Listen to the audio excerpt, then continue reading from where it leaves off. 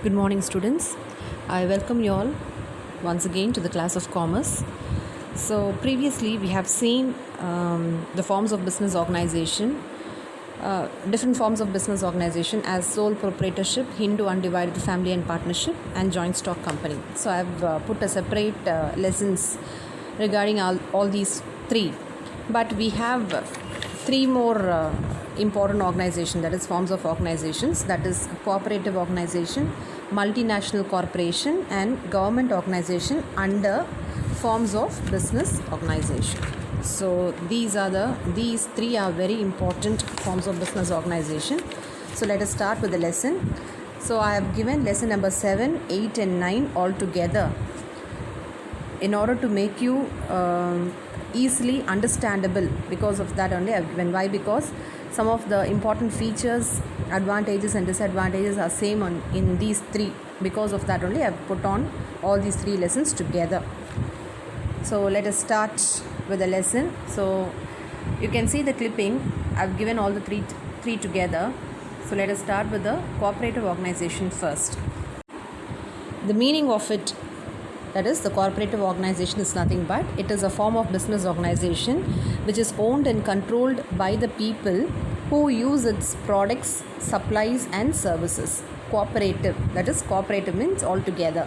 The members, they form a business organization. Whoever is starting this type of organization, they form a group of people, they form an organization called as cooperative. So they will be owning and they'll control, they have the control whoever is using its products and supplies. That is called as cooperative organization. So they voluntarily join together and they open a membership. So this is called as cooperative. Why they wanted to join together? Why? Because you all know that the farm products which is being produced by the farmers, which is sold in the outside markets, is of less cost. So when they form this type of organization, what happens is all the members will be getting quality goods, as well as the price of that product will be very less, as well as they'll be getting quality goods. In order to maintain a quality product, they form this type of organization. So these organizations are formed by individuals who coordinate among themselves. So they'll be coordinating among themselves to achieve their business activities, and it is very useful for the less powerful members of the society. So whoever is considered as less powerful members in the society, so it is being useful. This organization is very useful. This organization began during the Industrial Revolution. You all know that Industrial Revolution, already we have studied this in 9th standard. So Industrial Revolution, in those period only this type of organization have started. So at first the cooperative movement, it was started by a man called as Robert Owen in the year 1844 with 28 workers as members. So how many members? 28 as its members, and it was called as Rockdale Society of Equitable Pioneers. Okay, the name of that cooperative organization is nothing but Rockdale Society of Equitable Pioneers with 28 members in it.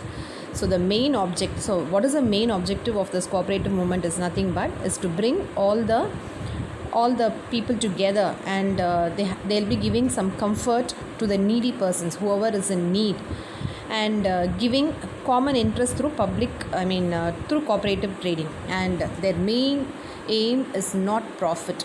Their main aim is to give a quality goods and services to the needy people. So that is their main aim. Profit is not the main objective. You can see I have given you some principles as well as some types also I have given. So important examples of cooperative society in India is Indian Coffee House, Mother Dairy, the Indian Airlines, that is only for the cargo. All these things are the examples of cooperative organizations. So let us go for the principles of corporation. So first one I have given is voluntary and open membership. As I said, this organization is started by the people who are very less powerful, isn't it? So those members, they voluntarily join together and they open a membership for its services, and they'll be willing to accept the responsibilities, okay, without any gender, social, racial, political or any religious discrimination. So they'll be voluntarily, they'll come and they'll join as a group. Second one is democratic member control. So they are controlled by the members itself. Whoever is joined as an organization, they'll be controlled by themselves. That is, the people, those who have joined, they'll be buying the goods and they'll use the services, whoever is actively participating in this type of organization. So that is called as democratic. Democracy is of the people, by the people, and for the people, for the country, isn't it? So the same way, they themselves are being controlled. Third one is members' economic participation. That is simply they cannot form an organization. They have to put some capital in it. They have to invest something, isn't it? So the members, whoever is joining, they'll be contributing equal amount of money, capital, that is investment, to the cooperative. Then the fourth one is autonomy and independence. That is, it is autonomous. Cooperatives are autonomous. That is, they can frame their policies by their own. They need not get policies from the government, all those things and all. They can frame by themselves. This is a self-help organization which is controlled by the members. So what they can, it is maintained as a cooperative autonomy. Next one is education, training and information. That is, cooperatives, it gives some certain education and training for the members, those who are there in the members, as well as for the managers and employees and all. That is, in that organization itself, they'll be having election, one member, one vote election will be there. In that, a manager will be selected. That is, like that, the employees will be selected, all those things. So they'll be given proper education and training. Then last one is cooperation among cooperatives. That is, they'll be having a cooperation. That is, they'll work together for the local, national, regional, international structures. They'll be working together. And the last one is concern for community. They focus on member needs and they work for the development of communities. And the main thing is, no credit payment will be given in the cooperative organization. That is, no loans will be available. So only cash payment will be given. So those who have cash, they'll come, they'll get the product and they'll go. So there is no any credit payment. Next comes the advantages and disadvantages. The same what I have given for the principle, it is given under advantages and disadvantages. I wanted you all to go through that. So we'll go for the types of cooperatives. So under cooperatives, which has been broadly classified into credit cooperatives and non-credit cooperatives. Credit cooperatives is nothing but which gives loans to certain people. Non-credit is nothing but they won't give any loans at all. They will be giving only services to the people.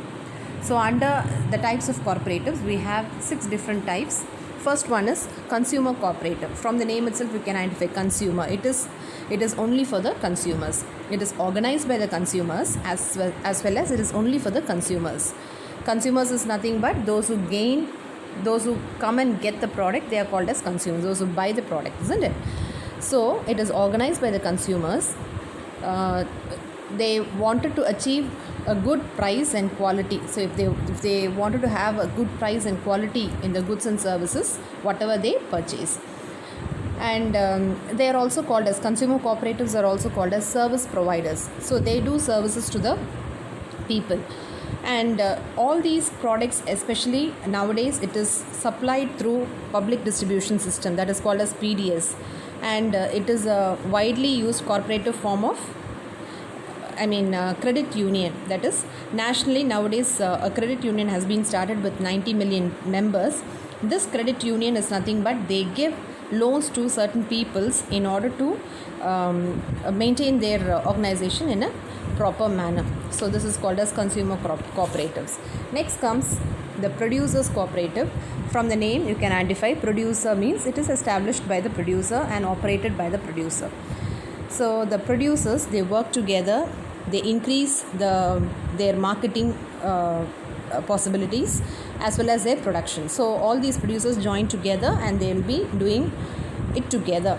So what they'll do is, when they join together, is they process a market. That is, they produce, they will market, and they'll be distributing their own products in the market.